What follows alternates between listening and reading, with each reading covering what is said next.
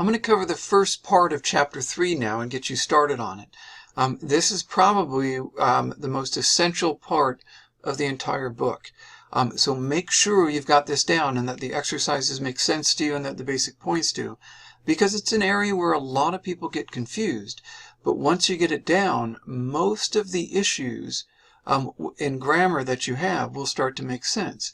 If you've ever had trouble understanding what a comma splice is, what a run-on is, this video and this part of the book is going to help you out enormously and should clarify that. Okay, so let's jump in. I'm just going to review some of the first parts of this chapter.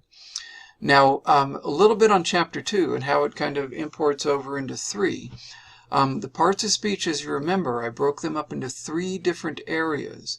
I boiled it down to 6 parts, but made it very clear there's 3 basic areas for parts of speech. And you're going to see why I did that in Chapter 3. The first one is nouns and verbs and how they kind of relate to each other.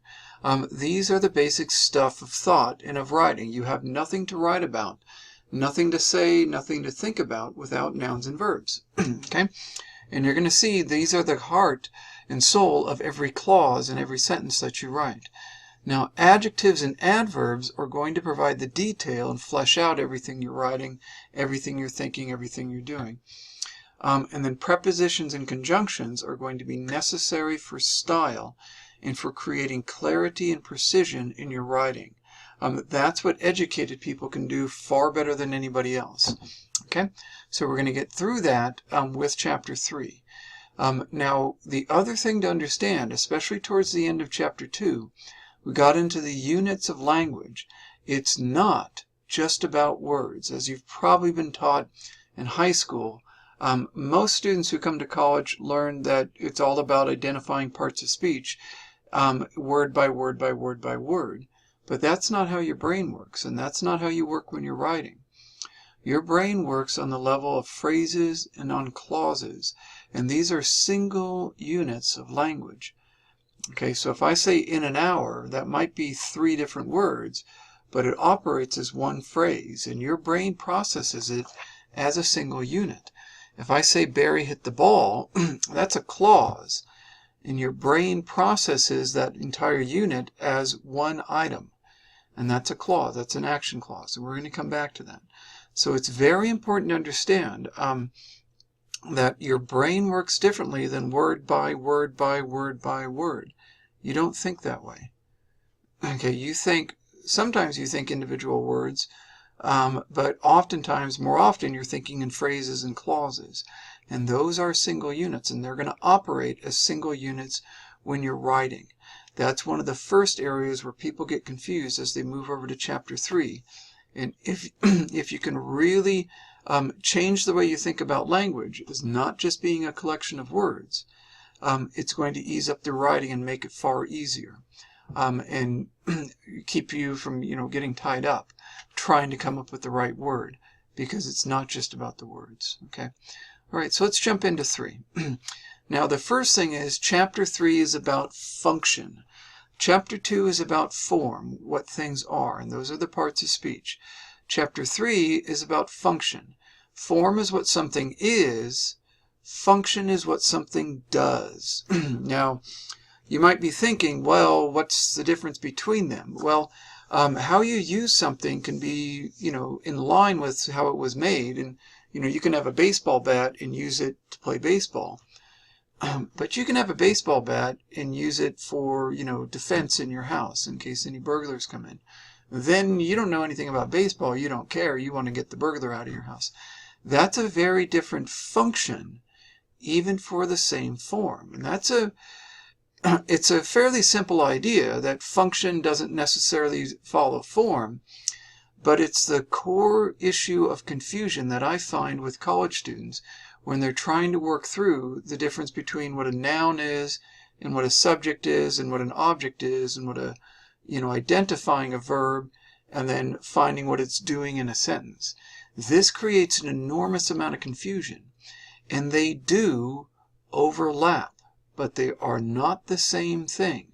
So sometimes they do match up and they're, an adjective is an adjective, functions as an adjective. But sometimes you have something like a prepositional phrase and it's functioning as an adverb. Or you have a noun and one time it's a complement, and in the next sentence you write it shows up as an object or even a subject. And you have to know when you're shifting between form and over to function. Okay? For most folks, when they're writing, they really should be thinking in terms of function.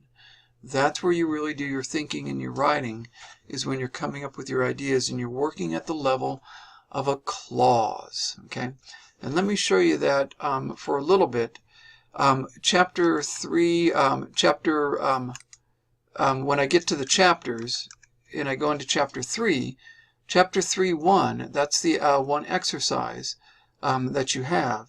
That gets into your intuitive knowledge about form and, about what clauses are. Now, clauses have a subject and verb. Okay? That's what they have, and that's it, and that makes a single unit. You do have in your mind a sense of what a clause is. You do. And that's what exercise 3.1 actually shows you, that it's already there. You already have it. So it says, label the clauses in the following statements. Do not worry if you are not certain of whether a statement has a subject or verb. Go with your sense. And you might remember me talking about this a little bit earlier, about what I called your shit detector. That guides you as you're trying to think about grammar. And I know that's not something you probably learned about in high school, but I really want to emphasize it here. You will use that as you're going through exercise 3.1. You're probably not going to be right every time, every single time, but you're probably going to be right most of the time, even if you're not entirely familiar with these, okay? So if you look at them, and if you find a subject and verb, then you got a clause. Jeremy could not find his socks. Oh, that sounds good. That's a clause. That kind of makes sense, okay? Under the bed, beside the sleeping cat, and empty Del Taco bags. No, that doesn't quite work. That's actually a series of prepositional phrases. There's no subject and verb in there. And your shit detector will probably tell you that can't be a sentence. For most of you, it will. We are late.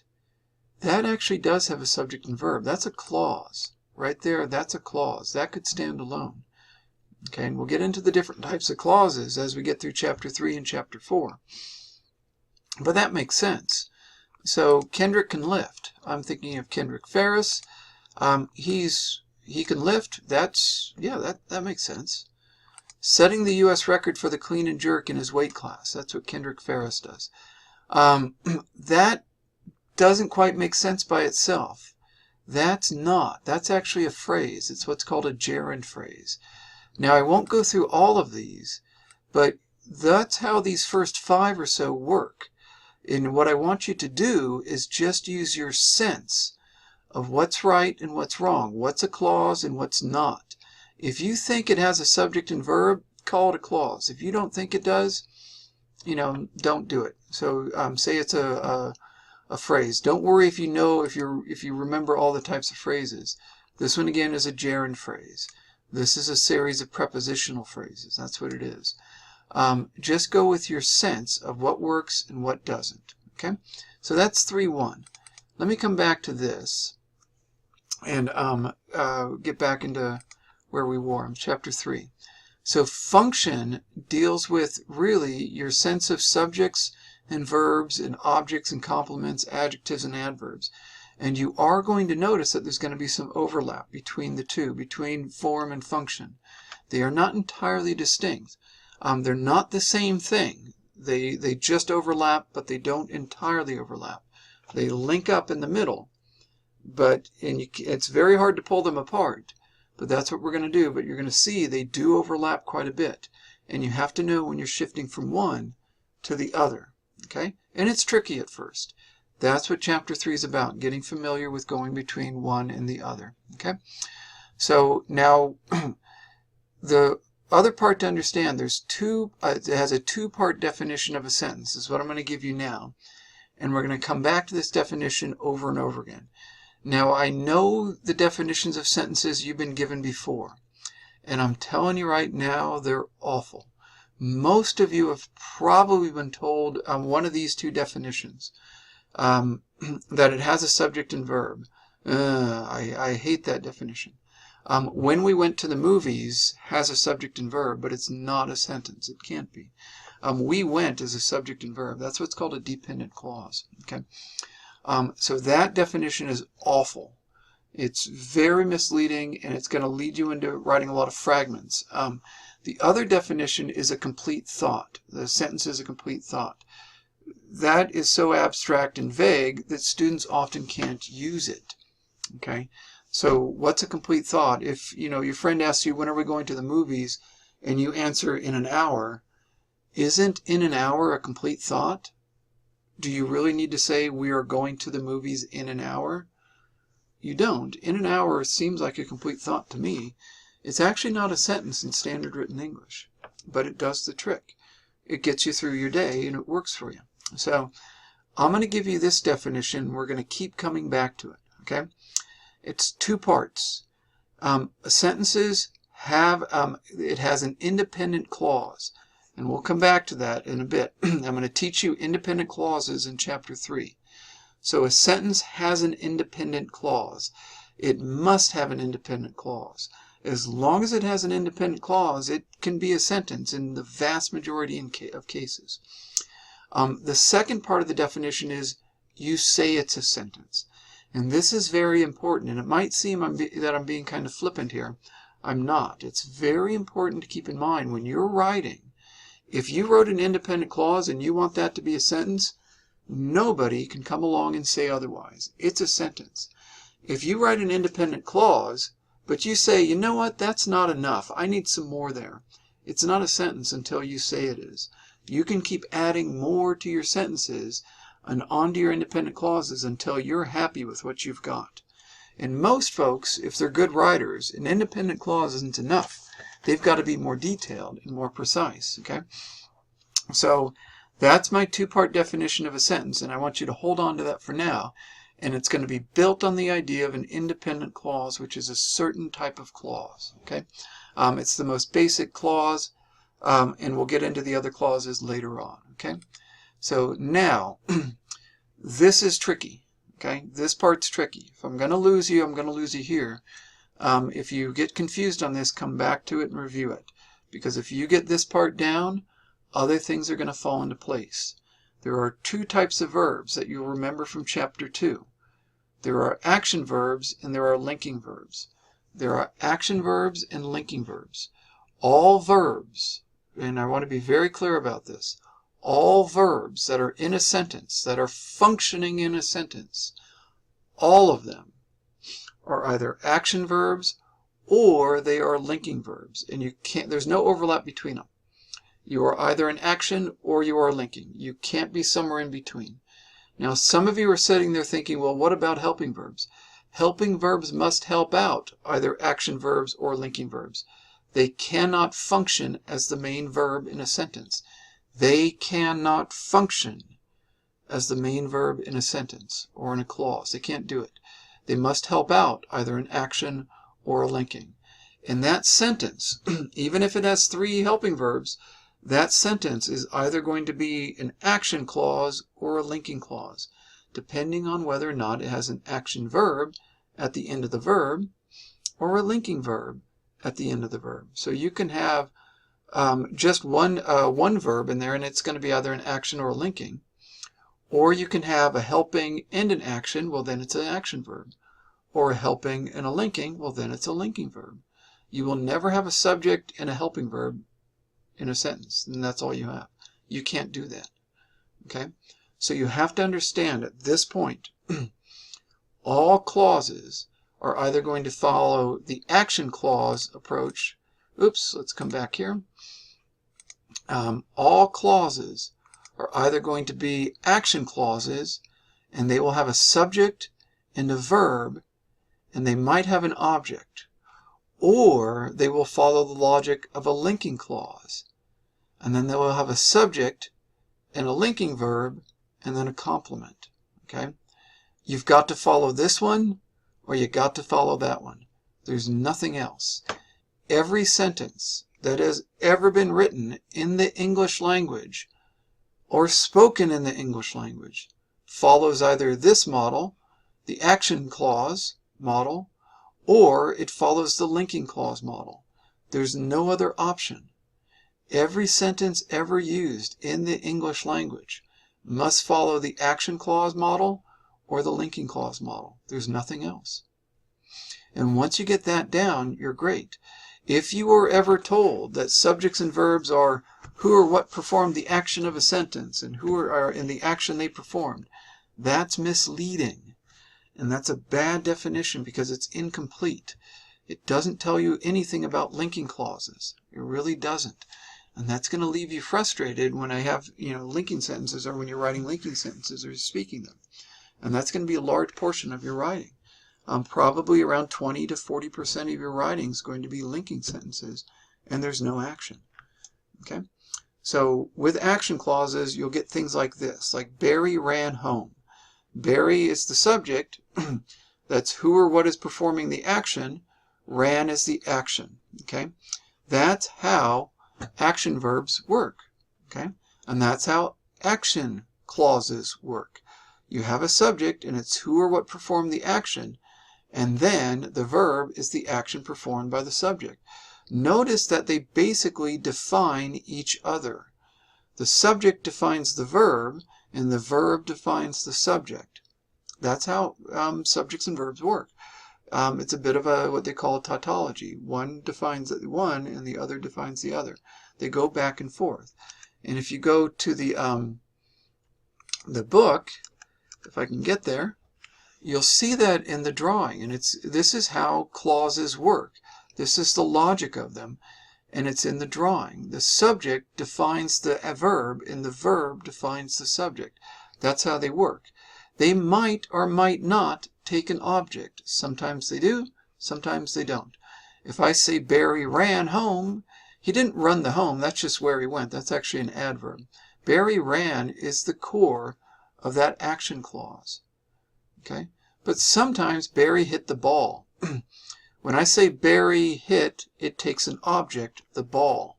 And then that's at the core slightly different than the Barry ran, but it's still an action clause. So they can be subject-verb, or they can be subject-verb-object. That's all action verbs. That's how they work. Okay? And that's how every action verb in the English language works. Helping verbs will just help out the action verb. That's all they'll do. Okay? They don't change the nature of the subject. They don't change the nature of the verb. Okay? Now the other type that you will get is the linking clause. Okay? These work by an entirely different logic. Something very different is going on in these sentences. And you can have literally up to over half your sentences be linking clauses. So, and a lot of students get confused with these, and because they don't get taught these clearly in junior high and high school. Linking clauses have a subject, verb, complement, and they must have a complement. It's an A equals B situation. Now, when I say Susie felt happy, and you see that first example of Susie felt happy, Susie did not do anything, and that's very important to understand. Susie felt happy. She did not go out and touch the happy. That would be weird and creepy, okay? Instead, I'm talking about the way she is. I'm describing her. A equals B. And remember that trick I gave you before? You can usually substitute, not always, but usually, swap in other linking verbs, especially a form of the verb to be. If I say Susie was happy, it means pretty much the same thing. Susie seemed happy. Susie became happy. Susie appeared happy. Notice that they mean basically the same thing. That's how linking verbs work.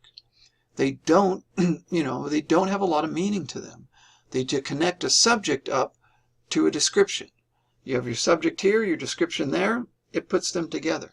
That's what the linking means in linking verb. It doesn't do anything. It just puts them together. Okay? You can't just have a subject and a linking verb. You can't just say Dougie became. Notice your shit detector is going off when I say Dougie became. Dougie became what? Dougie became frustrated. with grammar. Okay. Dougie became, confused. He does that. He doesn't get grammar. Dougie became intelligent because he finished his grammar book. That's what Dougie does. Okay. It works by a different basic logic. Notice that the subject is being linked up to the complement. The complement either renames or describes the subject. Okay, so that's what it does. In almost all cases, the vast majority of the time, your subject is going to be a noun. That's what it is. That's the form. The form that we learned in Chapter 2 for a subject is usually, not always, but the vast majority of subjects are nouns. Complements are going to be either adjectives or other nouns. That's what they're doing. The linking verb is going to link the subject up to another noun that renames it or to an adjective that describes it. So if I say Dougie became frustrated, frustrated is an adjective describing Dougie. That's what it's doing. Dougie became president.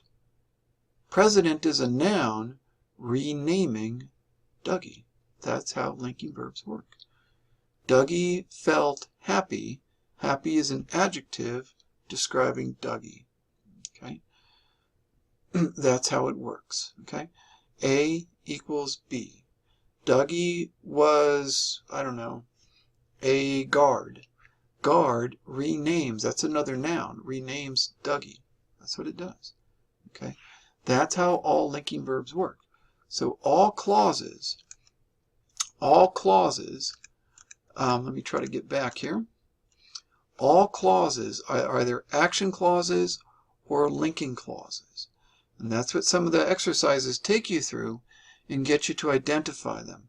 It's very important to know that most of the linking verbs can be, at certain times, action verbs, or they can be linking verbs. They can't be both at the same time. Okay, they cannot be both at the same time. Most of the linking verbs can bat either left side of the plate or the right side of the plate. They don't bat from the middle and try to do both at the same time. So if you have a linking verb like felt, I could say he felt the fur coat of the dog. Okay. Now I'm not describing him as the fur coat of the dog. He's actually touching it and feeling it. Okay. But if I say he felt, relieved, he didn't touch the relieved. I'm describing him. And you have to think through, am I describing the subject here, or is he actually doing something? So when you see one of the verbs from the linking list, check it to make sure it is a linking verb. Check it to make sure. If you've got words like appear, felt, smell, taste, those can be, at times, action verbs, or they can be linking verbs. If I say Dougie tasted the burrito, am I describing Dougie as a burrito? And you have to think, is Dougie a burrito? He's not a burrito. He actually did something there. Okay? Dougie ate the burrito. He's tasting it. He's eating it. But if I say the burrito tastes great, is the burrito going around eating greats? No, it's not. I'm describing it. A equals B. That great describes the burrito. A equals B. Then I've got a linking verb. Okay? So watch some of those linking verbs. Most of them can be either action or linking. So you've got to test them to see if they're doing the A equals B. If they're not on the linking list, like ran, jump, throw, those are action verbs every single time. They're action verbs, action verbs, action verbs. But just check. If you see one of the verbs from the linking list, there's about 12 of them, check it to make sure you have an A equals B situation. If you have the A equals B situation, I am describing the subject with this adjective, or I'm renaming the subject with this noun, you've got a linking verb. But if you can tell, hey, my subject's actually eating this burrito, then you've got an action verb. So that's tricky. So make sure you spend some time and get this down. Notice that you can have two types of verbs and two types of clauses, only action clauses and linking clauses. That's it. Once you get that down, you're good to go. Okay? And then know that if you have a verb and it's not on your linking list, you've got an action clause there. That's what it is. Don't worry too much about objects. I don't find those really confuse students when they're writing too much. Those happen with it, but just know they're there. Okay? But if you've got somebody doing something, you've got an action clause, you're good to go. But if you have one of those verbs from that list, and it seems like you're describing a subject, you've got a linking clause. So just know that basic distinction between those two types of clauses, and guess what? Those make up your two types of independent clauses. You've either got action clauses and action sentences, Dougie ran home, Dougie hit the ball, Susie hit Dougie, something like that. Or you have linking clauses. Susie felt happy, Dougie became frustrated, the dog seemed pleased. All of those are linking clauses, and those can be sentences if you want them to. Okay? Keep working through Chapter 3. If you need to watch this video more than once and work through the early parts of Chapter 3, give it some time. Once you get this basic notion down of how clauses work and how they can be one or the other type, that's going to clarify almost all the confusion that you could have with grammar. Other things are going to be built upon these core ideas about what makes a clause. Okay? So make sure you get this down and everything else will fit on top of it. This is the foundation of all your understanding of grammar. Okay? All right. Take care.